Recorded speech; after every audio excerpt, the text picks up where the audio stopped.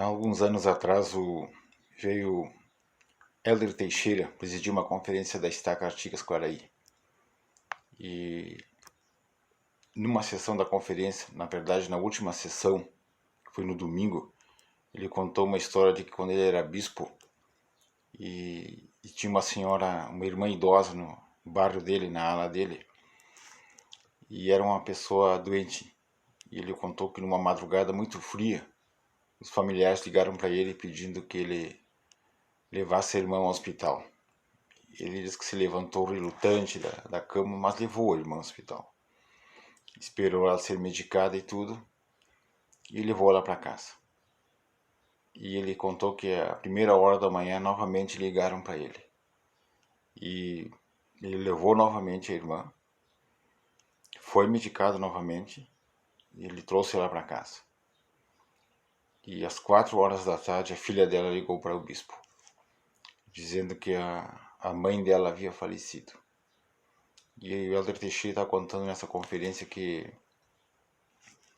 E se ele não tivesse ido a primeira vez que ligaram para ele?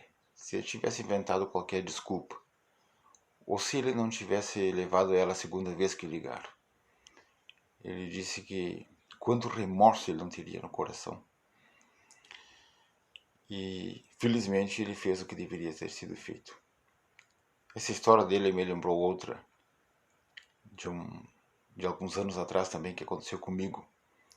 Eu estava me preparando para sair para o exército. Era 6h30 da manhã de uma sexta-feira quando tocou meu telefone e um amigo meu me disse que a esposa dele havia falecido. Olha a notícia de manhã cedo, a primeira hora, às 6h30. Nos primeiros segundos absorvi o impacto daquela notícia. E do fundo da alma eu perguntei para ele: em que posso ajudá-lo? E ele pediu-me que se eu tivesse um tempo, olha a humildade, se eu tivesse um tempo, de deixar algumas palavras no funeral da esposa. E na verdade, quando ele me deu a notícia, eu pensei na quantidade de coisa que tinha a fazer aquela manhã no quartel. E com a bênção do Senhor eu consegui a liberação, organizei os rapazes que trabalhavam comigo e pude ir ao funeral da esposa dele para fazer suas últimas homenagens e estar ao lado dele. E o que eu quero dizer com essas histórias é o seguinte, né? A pergunta que nós não queremos fazer é justamente a pergunta que nós devemos fazer. Eu me lembro também uma vez que eu estava na praça, aqui na Praça General Osório, quando passou um jovem por mim e me pediu R$2. E eu dei os R$2 para ele. Quando ele foi sair, eu perguntei se ele tinha muita coisa para fazer, se ele tinha algum compromisso urgente. Ele disse que não, e eu convidei ele para sentar ao meu lado para nós conversarmos um pouco. E ali ficamos 30 minutos falando sobre família, sobre trabalho, sobre estudo, sobre religião. Foram 30 minutos que valeu ouro para mim e para ele. Quando ele se levantou para ir embora, ele disse: eu queria que as pessoas que eu amo me dessem essa atenção que o Senhor me deu. E tem uma estrofe do hino 165 em português que diz assim, ó: as sementes que fenecem sem viver no embrião, outras há que vivem e crescem, pois plantou a boa mão. Há palavras que são bênçãos, outras há que trazem dor. Nossos atos são sementes de alegria ou de dor.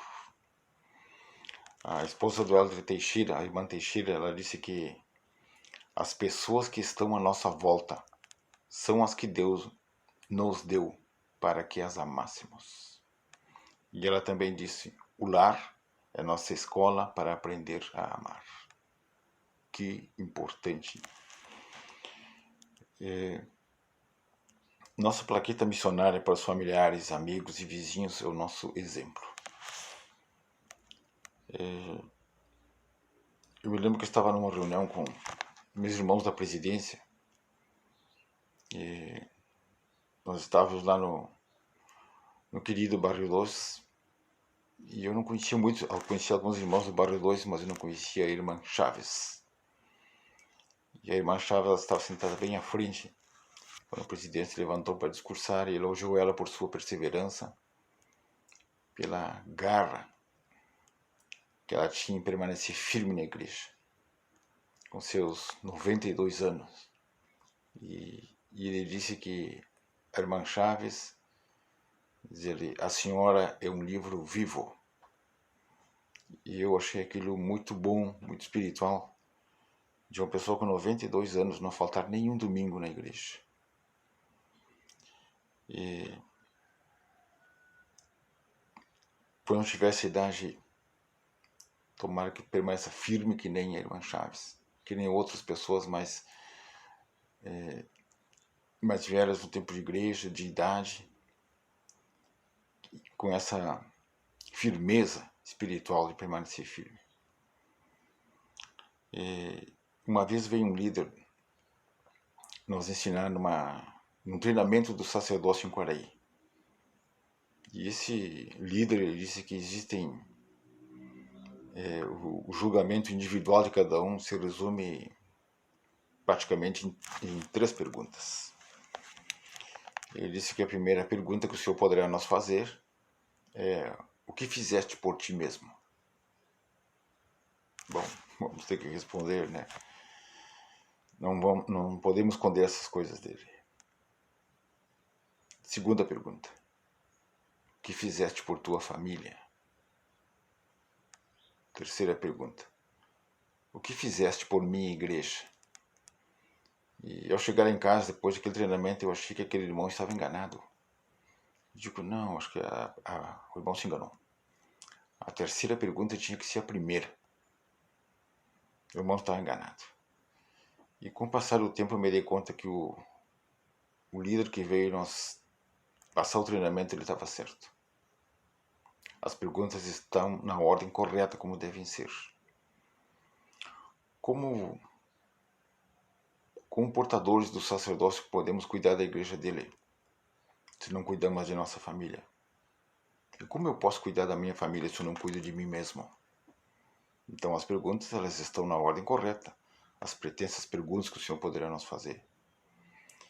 Porém, para nós, os homens portadores do sacerdócio, existe uma quarta pergunta a ser feita.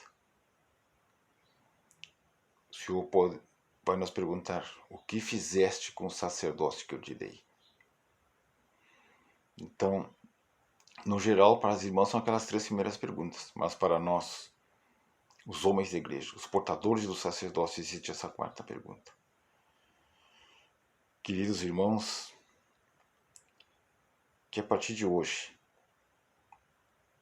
nós possamos moldar nossos pensamentos, nossas palavras, nossos atos, para que estejamos aptos a responder essas perguntas que o Senhor, porventura, venha a nós fazer. Não se esqueçam que nossos atos são sementes, como foi dito aqui. Que nós lembremos dessas coisas. Essa frase que a irmã disse, que as pessoas que estão à nossa volta são as que Deus nos deu para que as amássemos. A começar pelas pessoas que estão dentro do nosso lar.